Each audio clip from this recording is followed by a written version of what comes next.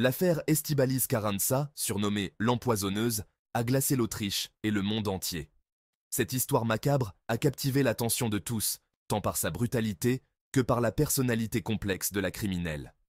Née en 1978, cette femme d'origine espagnole et mexicaine tenait un salon de thé à Vienne. À première vue, elle semblait être une commerçante ordinaire, accueillante et souriante avec ses clients. Derrière cette façade ordinaire se dissimulait une personnalité obscure et torturée. Ses proches et ses clients ne pouvaient imaginer les sombres secrets qu'elle cachait. En 2008, elle commet l'irréparable en assassinant son ex-mari, Holger Holz. Ce meurtre marque le début d'une série d'événements tragiques qui vont bouleverser de nombreuses vies. 2 ans plus tard, son nouveau compagnon, Manfred Hinterberger, subit le même sort funeste. Les méthodes employées par Carranza pour dissimuler ses crimes étaient aussi glaçantes que les actes eux-mêmes. Comment cette femme, apparemment ordinaire, a-t-elle pu basculer dans l'horreur? Qu'est-ce qui a bien pu la pousser à commettre de tels actes? Quels démons ont bien pu pousser Estíbaliz Carranza à commettre l'irréparable? Était-ce la conséquence d'un passé troublé ou d'une psyché profondément perturbée? Au fil de ce récit, nous plongerons dans les abysses de cette affaire criminelle hors du commun, explorant les motivations de la tueuse, le déroulement des meurtres et les conséquences dévastatrices pour les victimes et leurs familles. Nous tenterons de comprendre les mécanismes psychologiques qui ont pu mener à de tels actes. L'affaire Carranza est un exemple frappant de la complexité de la nature humaine, où l'amour et la haine, la raison et la folie se côtoient dangereusement. Cette histoire nous rappelle que même les apparences les plus banales peuvent cacher des réalités terrifiantes. Le mode opératoire d'Estíbaliz Carranza est aussi effrayant que méthodique. En 2008, elle abat Holger Holz, son ex-mari, d'une balle dans la tête alors qu'il est assis à son ordinateur. Le crime a lieu dans l'appartement qu'ils partageaient encore, malgré leur séparation. 2 ans plus tard, Manfred Hinterberger, son nouveau compagnon, subit le même sort tragique. Il est tué dans son sommeil, lui aussi d'une balle dans la tête. Mais Carranza ne s'arrête pas là. Afin de dissimuler ses crimes, elle découpe les corps de ses victimes à l'aide d'une scie à béton. Les morceaux sont ensuite méticuleusement emballés dans du plastique et congelés dans un congélateur situé dans la cave de son salon de thé. Le sang-froid dont fait preuve Carranza est glaçant. L'odeur nauséabonde finira par alerter les voisins. La police découvre avec horreur les restes des victimes, congelés et méthodiquement découpés. L'affaire prend alors une ampleur médiatique sans précédent. L'odeur pestilentielle qui se dégage du salon de thé d'Estíbaliz Carranza finit par alerter le voisinage. Cette odeur nauséabonde, persistante et insupportable ne pouvait plus être ignorée par les habitants du quartier. Inquiets et déconcertés, les voisins contactent la police, espérant une explication à cette puanteur inhabituelle. Les autorités arrivent rapidement sur les lieux, prêtes à découvrir la source de cette odeur insoutenable. En pénétrant dans la cave, les policiers découvrent avec effroi les restes des victimes. La scène qui s'offre à eux est d'une horreur indescriptible, marquant à jamais leur mémoire. Les corps démembrés de Holger Holz et Manfred Hinterberger sont congelés et enveloppés dans du plastique. Ces découvertes macabres révèlent une planification froide et méthodique de la part du meurtrier. La découverte macabre provoque une onde de choc en Autriche. Les journaux et les médias ne parlent plus que de cette affaire sordide, captivant l'attention de tout le pays. L'image de la paisible propriétaire de salon de thé se transforme en un instant en celle d'une meurtrière sans pitié. Estíbaliz Carranza, autrefois perçue comme une femme douce et aimable, devient le visage de l'horreur. Les médias s'emparent de l'affaire, la surnommant l'affaire de l'empoisonneuse. Les journalistes affluent, cherchant à obtenir le moindre détail sur cette histoire terrifiante. Le public est avide de comprendre comment une femme apparemment ordinaire a pu commettre de tels actes barbares. Les discussions vont bon train, chacun cherchant à percer le mystère de cette transformation. La cave du salon de thé devient le théâtre d'une enquête minutieuse. Les enquêteurs passent au peigne fin chaque recoin, à la recherche d'indices supplémentaires. Les experts relèvent les empreintes digitales, analysent les traces de sang et tentent de reconstituer le scénario macabre qui s'est joué entre ces murs. Chaque détail compte pour comprendre l'ampleur de ce crime. L'horreur de la découverte est telle que certains enquêteurs, marqués par l'affaire, demanderont à être mutés. L'impact psychologique de cette enquête est profond, laissant des traces indélébiles dans l'esprit de ceux qui y ont participé. Après son arrestation, Estíbaliz Carranza tente d'expliquer ses actes. Elle prétend avoir été victime de violences conjugales de la part de ses deux victimes. Selon sa version des faits, les meurtres auraient été commis en état de légitime défense. Cependant, les preuves contredisent formellement cette version.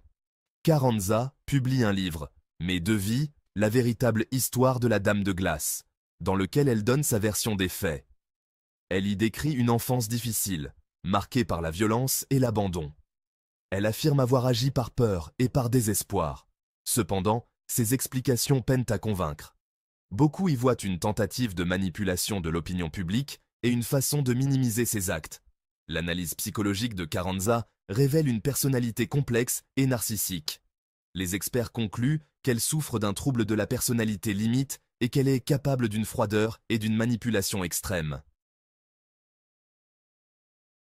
La publication du livre d'Estíbaliz Carranza, Mes deux vies, la véritable histoire de la Dame de Glace, suscite une vague d'indignation en Autriche. Ce livre, qui raconte sa vie et ses crimes, a choqué l'opinion publique. Nombreux sont ceux qui s'insurgent contre le fait qu'une meurtrière puisse tirer profit de ses crimes en publiant un livre. Les manifestations se multiplient et les voix s'élèvent pour dénoncer cette situation. Des appels au boycott sont lancés et les familles des victimes dénoncent une atteinte à la mémoire de leurs proches. Elles estiment que ce livre est une insulte à leur douleur et à leur deuil. Malgré la controverse, le livre devient un best-seller. Les librairies sont prises d'assaut et les ventes explosent, ce qui ne fait qu'amplifier la polémique. La fascination du public pour les affaires criminelles et le désir de comprendre les motivations d'une meurtrière expliquent en partie ce succès. Les gens sont curieux de connaître les détails sordides de ces crimes. Cependant, l'exploitation commerciale du drame ravive la douleur des familles des victimes et suscite un débat éthique sur la place accordée aux criminels dans les médias. Les discussions s'enflamment sur les plateaux de télévision et dans les journaux.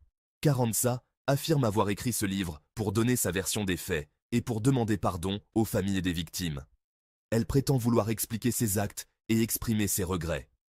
Cependant, beaucoup doutent de la sincérité de ses remords. Les critiques estiment que ses excuses ne sont qu'une façade. Le livre est perçu comme une nouvelle manipulation de sa part, une façon de se mettre en scène et de contrôler le récit de ses crimes. Pour beaucoup, il s'agit d'une tentative de réécrire l'histoire à son avantage.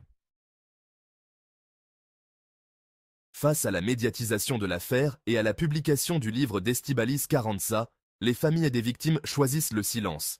Elles refusent de participer au cirque médiatique et de donner de l'écho à la version de la meurtrière. Leur silence est assourdissant. Pour ces familles, la douleur est immense. Elles ont perdu un père, un fils, un frère. Leur vie a basculé dans l'horreur le jour où elles ont appris la nouvelle. Elles doivent de maintenant apprendre à vivre avec cette absence et à reconstruire leur vie, brisée par le crime. Le silence des familles et des victimes est un rappel poignant de la réalité du drame. Au-delà de l'affaire criminelle, au-delà des débats médiatiques, il y a des victimes, des familles détruites par la barbarie d'un acte. Leur douleur mérite le respect et la compassion. Consciente de la gravité de ses actes, Estíbaliz Carranza prend la fuite après la découverte des corps. Elle quitte précipitamment Vienne et se rend en Italie, espérant se fondre dans la masse et échapper à la justice. Sa fuite ne dure cependant pas longtemps. Les autorités autrichiennes lancent un mandat d'arrêt international contre elle. Son visage est diffusé dans tous les médias. Carranza devient l'une des femmes les plus recherchées d'Europe. Finalement, elle est arrêtée quelques jours plus tard dans un camping-car à Udine, en Italie. Lors de son arrestation, Carranza ne résiste pas. Elle semble résignée à son sort. Extradée vers l'Autriche, elle est placée en détention provisoire dans l'attente de son procès. L'opinion publique autrichienne est soulagée. La justice va pouvoir suivre son cours. En 2011, Estíbaliz Carranza est jugée coupable du meurtre de ses deux compagnons. Elle est condamnée à la prison à vie, la peine maximale prévue par la loi autrichienne. Le tribunal la juge particulièrement dangereuse et estime qu'elle représente un risque de récidive élevé. Depuis son incarcération, Carranza a tenté de reconstruire sa vie. Elle a épousé en prison un homme qu'elle a rencontré par correspondance. Elle a également donné naissance à un enfant. Malgré ces événements heureux, son passé la rattrape. La vie en prison est difficile pour Carranza. Elle est régulièrement la cible de menaces et d'agressions de la part des autres détenus. Son image de tueuse sans pitié la poursuit. L'ombre de ses crimes plane sur elle. l'empêchant de tourner définitivement la page. L'évaluation psychiatrique d'Estíbaliz Carranza a joué un rôle crucial dans son procès. Les experts psychiatres ont conclu qu'elle souffrait de troubles de la personnalité, notamment d'un trouble de la personnalité limite. Selon eux, elle était consciente de ses actes au moment des meurtres. Le trouble de la personnalité limite se caractérise par une instabilité émotionnelle, une impulsivité et des relations interpersonnelles chaotiques. Les personnes atteintes de ce trouble ont souvent du mal à gérer leurs émotions et peuvent avoir des réactions disproportionnées face aux événements de la vie.